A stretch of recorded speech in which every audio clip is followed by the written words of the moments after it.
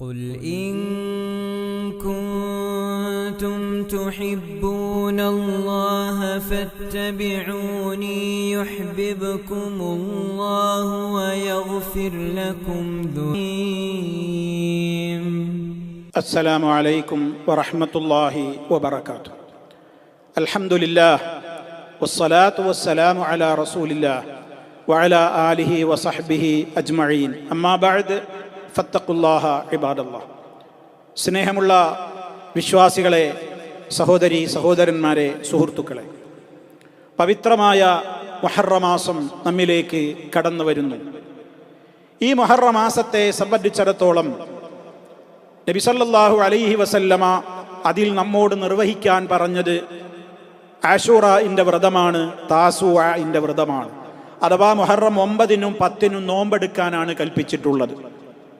അതാണ് അതിൽ നമുക്ക് പ്രത്യേകമായി ചെയ്യുവാനുള്ള ഏക കാര്യം.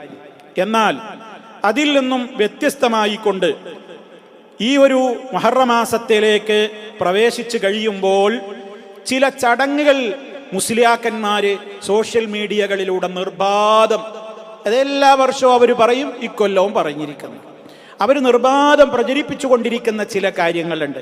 ഒന്ന്, അവർ പറയുന്നത് ഈ മാസം മുഹറം ദുൽ ഹജ്ജ് അവസാനിക്കുകയും അതുപോലെ തന്നെ മുഹറം എന്ന പുതിയ മാസം വർഷം പ്രവേശിക്കുകയും ചെയ്യുമ്പോൾ ഒരു പ്രത്യേക ദുആയുണ്ട് എന്നാണ്. ഒരടിസ്ഥാനമില്ല.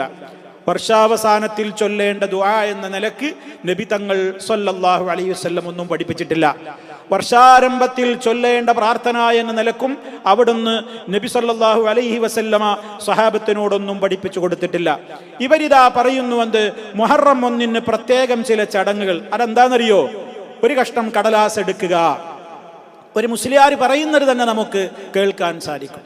ഹിജ്റ വർഷാരംഭ ദിനത്തിൽ രാത്രിയോ പകലോ ഏതുമാവാം, അഥവാ മുഹറത്തിന്റെ ആദ്യ ദിവസം 113 തവണ 113 തവണ ബിസ്മില്ലാഹിർ റഹ്മാനിർ റഹീം എന്നെഴുതി വീട്ടിലോ മറ്റോ സൂക്ഷിച്ചാൽ ആ എഴുതിയ വ്യക്തിയെയും അവന്റെ ഭാര്യയും സന്താനങ്ങളും അവരുടെ മരണം വരെ വെറുക്കപ്പെടുന്ന ഒന്നും കാണേണ്ടി വരില്ല. കൂടാതെ ആപത്തുകൾ, മുസീബത്തുകൾ അവർക്ക് വന്നു ചേരില്ല. കൂടാതെ ഒരുപാട് ഗുണഫല നേട്ടങ്ങൾ ജീവിതത്തിൽ വന്നു ചേരുകയും ചെയ്യും. ഉറപ്പ്, ഇൻഷാ അല്ലാഹ്. ആയിരക്കണക്കിന് അനുഭവം. ബിസ്മി എഴുതേണ്ട രൂപം പറയാം. അല്പം നീളം കൂടിയ വരയില്ലാത്ത വെള്ള കടലാസ് എടുക്കുക. ശേഷം ശുദ്ധിയായി വുളൂഅ് ചെയ്യുക. 2 റക്അത്ത് സുന്നത്ത് നിസ്കരിക്കുന്നതും നല്ലതാണ്. ശേഷം നല്ല നിയ്യത്തോടെ ഇഖ്ലാസോടെ ഖിബ്ലക്ക് മുന്നിട്ട് ബിസ്മി ഒറ്റ അക്ഷരമായി ഇതുപോലെ വൃത്തിയായി എഴുതുക. ബിസ്മിൽ 19 അക്ഷരങ്ങളാണ് ഉള്ളത്. പരസ്പരം കൂട്ടിമുട്ടാതെ ഒറ്റ അക്ഷരമായി എഴുതണം. ഫത്ഹും കസ്റും ഒന്നും ഇടേണ്ട ആവശ്യമില്ല. എഴുതി കഴിഞ്ഞ ശേഷം 113 തവണ ബിസ്മില്ലാഹിർ റഹ്മാനിർ റഹീം എന്ന് ചൊല്ലി ആ എഴുതിയ കടലാസിൽ ഇഷ്ഫി എന്ന് പറഞ്ഞു മന്ത്രിച്ചു വൃത്തിയുള്ള ഒരു സ്ഥലത്ത് സൂക്ഷിച്ചു വെക്കുക. എഴുതി വെക്കുന്നവർ നിത്യവും 113 തവണ ബിസ്മി പതിവാക്കുകയും ചെയ്താൽ വളരെ ഫലം കിട്ടുകയും ചെയ്യും. എന്താ പറയുന്നത്? അതിൽ പറയുന്നത് എന്താ? ഒരു കഷ്ണം കടലാസോ അതെങ്കിൽ മറ്റെന്തെങ്കിലും ഒരു തുണിയോ ഒക്കെ എടുത്തിട്ട് അതിൽ നമ്മൾ എന്ത് ചെയ്യണം? 113 ബിസ്മില്ലാഹിർ റഹ്മാനിർ റഹീം എന്ന് എഴുതണം. മുഹറം 1-ന് ചെയ്യേണ്ട, തിരക്കിട്ട് ചെയ്യേണ്ട പണിയാപ്പത്. ബിസ്മില്ലാഹിർ റഹ്മാനിർ റഹീം എന്നൊരു കടലാസിലോ അല്ലെങ്കിൽ എവിടെങ്കിലൊക്കെ എഴുതുക. അത് എഴുതുന്നതിന്റെ രൂപം മൂപ്പര് പറഞ്ഞല്ലോ. എങ്ങനെയാണ്? ഒറ്റ അക്ഷരാക്കിയിട്ട് എഴുതണം. ബി എന്നിങ്ങനെ ഇട്ടിട്ട് അത് പുള്ളിയൊന്നും ഇടരുത്. പിഞ്ഞാണ് എഴുതുന്ന ഒരു രീതി ഉണ്ട്. ആ രൂപത്തിലുള്ള ഒരു എഴുത്താണ്. ഒറ്റക്ഷരമായിട്ട് കൂട്ടി എഴുതാതെ ബിസ്മില്ലാഹിർ റഹ്മാനിർ റഹീം നിങ്ങൾക്ക് സ്ക്രീനിൽ കാണാൻ സാധിക്കും അത് എഴുതേണ്ട രൂപം. അങ്ങനെ 113 തവണ ബിസ്മില്ലാഹിർ റഹ്മാനിർ റഹീം എന്ന് മുഹറം മാസത്തിന്റെ 1-ാമത്തെ ദിവസം എഴുതിയാൽ പച്ച നുണ പറയുന്നത് എന്താണെന്നറിയോ? ലം യനൽ ഹാമിലഹാ മക്റൂഹുൻ ഫീഹി വലാ ഫീ അഹ്ലി ബൈതിഹി മുദ്ദത ഉംരിഹി.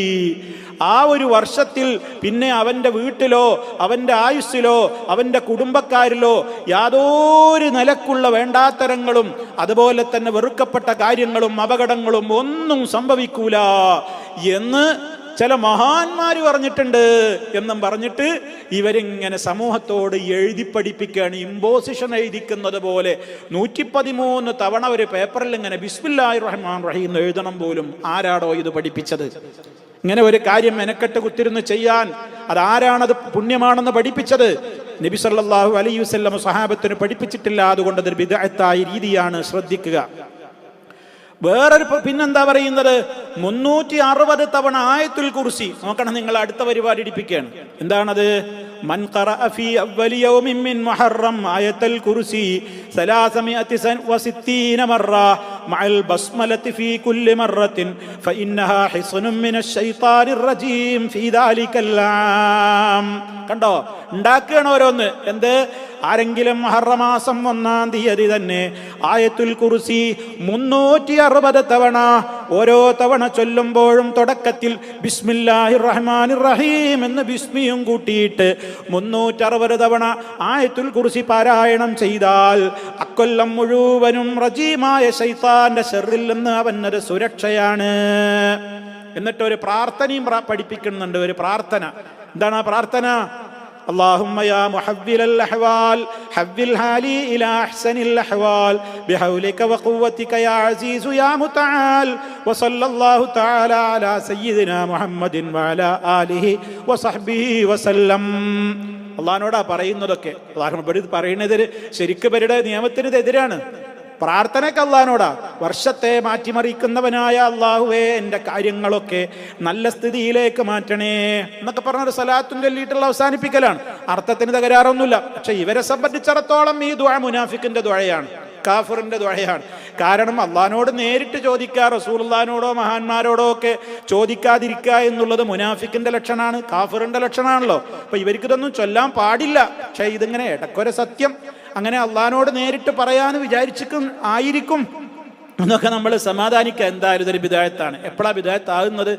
ഇതിങ്ങനെ ഒരു പ്രത്യേകമായിട്ട് ഇതിങ്ങനെ 360 തവണ ഒരായത്തുൽ കുർസി ഓതണം മുഹറം 1-ന്. കണ്ടോ, സമയം നിശ്ചയിച്ചു, എണ്ണം നിശ്ചയിച്ചു, പുണ്യം നിശ്ചയിച്ചു. ആരാധികാരം തന്നത്?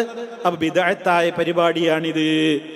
ഇനി നിങ്ങൾ നോക്ക്, മുഹറത്തിന്റെ ആദ്യത്തെ 10 ദിവസവും സൂറത്തു തൗബയുടെ അവസാന ഭാഗത്ത് വന്ന ഈ 2 ആയത്ത് 100 വട്ടം മുഹറത്തിൽ ആദ്യത്തെ 10 ദിവസവും പറയണം.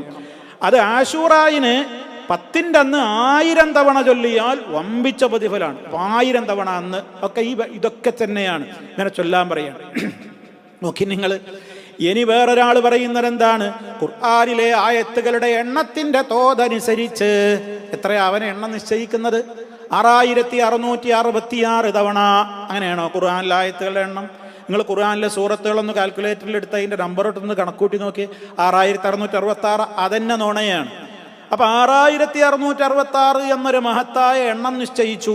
എന്നിട്ടോ 6666 വട്ടം അന്നത്തെ ദിവസം എന്ത് പറയണം? അസ്തഗ്ഫിറുല്ലാഹൽ അസീം എന്ന് പറയാ. ഖുർആനിലെ ആയത്തുകളുടെ എണ്ണത്തിനനുസരിച്ച് അത് പറഞ്ഞാൽ വമ്പിച്ച പ്രതിഫലമുണ്ട്.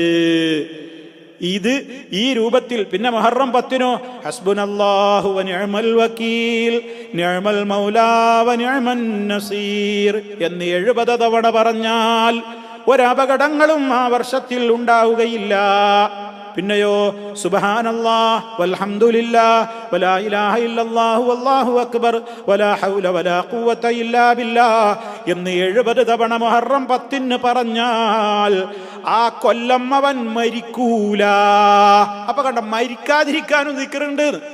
മരിക്കാതിരിക്കാനുള്ളത് ദിക്റാണിത്. ഇത് 70 തവണ പറഞ്ഞ. അഥവാ അയാൾ ആ കൊല്ലം മരിച്ചാലോ അയാളെ കൊല്ലം അത് പറഞ്ഞിട്ടുണ്ടാവില്ല. അയാളെ കൊല്ലം മരിച്ചു എന്നുണ്ടെങ്കിൽ. അപ്പൊ ഇത്രത്തോളം പ്രാധാന്യമുള്ള ഹദീസുകളുണ്ട്, ആയത്തുകളുണ്ട്, ദിക്റുകളുണ്ട്, ദുആകളുണ്ട് എന്ന് പറയാണ്. ഇതൊക്കെ പറയുമ്പോഴും ഞാൻ ഓർമ്മപ്പെടുത്തുന്നു, ആയത്തുൽ കുർസി ഓതല്ലേ, ഖുർആൻ ഓതല്ലേ, ദിക്റല്ലേ, എന്താ ഇതിലൊക്കെ തെറ്റുള്ളത്? മൗലവിമാരെ, എന്തിനാ നിങ്ങളിത് ബിദ്അത്ത് ഉണ്ടാക്കുന്നത്? പറയട്ടെ, ഇതൊന്നും അള്ളാഹിന്റെ റസൂലിന് തിരിഞ്ഞില്ലേ? അള്ളാഹിന്റെ റസൂലിന് ആയത്തുൽ കുർസിയുടെ ബഹുമാനം തിരിഞ്ഞില്ലേ?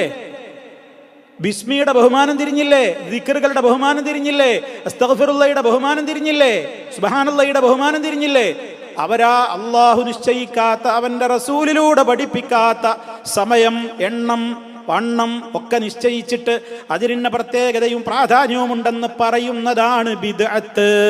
കുല്ലു ബിദ്അത്തിൻ ദലാല, എല്ലാ ബിദ്അത്തും വഴികേടാണ്. സർവ്വ ബിദ്അത്തുകളും വഴികേടുകളും നരകത്തിലേക്കാണ് കൊണ്ടുപോവുക. അതുകൊണ്ട് എന്ത് വേണം?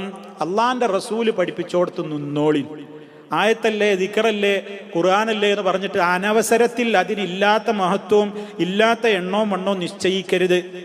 ഇത് അടിസ്ഥാനപരമായ കാര്യമാണ്.